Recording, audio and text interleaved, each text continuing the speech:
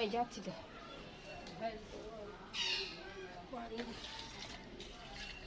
Hi guys, এই দেখো আমাদের পুঁই শাক গাছ, এটা লেবু গাছ, নতুন গাছ লাগানো হয়েছে। এই ডোকটা কত বড় হয়েছে। এইটা হচ্ছে এই ডোকটাই গেছে বুঝলে।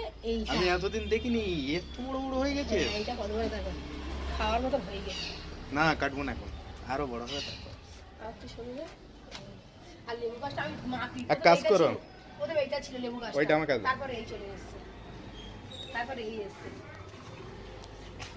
আমি ভেবে ভেবে দেখি গিয়ে যখন এই পর্যন্ত ছিল, গাছের ওপরে ছিটা মারো যাতে চকচক করবে না, চকচকের না, ওই যে পোকামাকড় থাকে ওগুলো সব ধুয়ে ফেলাবে। পুঁই শাক গাছের ওপরে দাও, ওখানে কি বলো তো, পোকামাকড় থাকলে না সব পালিয়ে যায় ওখানে। এইভাবে হ্যাঁ, গাছের পাতাও কোনো ধুয়ে গেল, কত সুন্দর লাগছে। আর বেশি গোড়ায় পানি যেন না জমে, জমলে কি বলো তো গোড়া পচে যাবে। আর এইটাই লঙ্কা গাছ দিতে আগে কি দানা দিয়ে চারাটা বার করে এটা। হ্যাঁ, এক জায়গায় দিলেও হবে।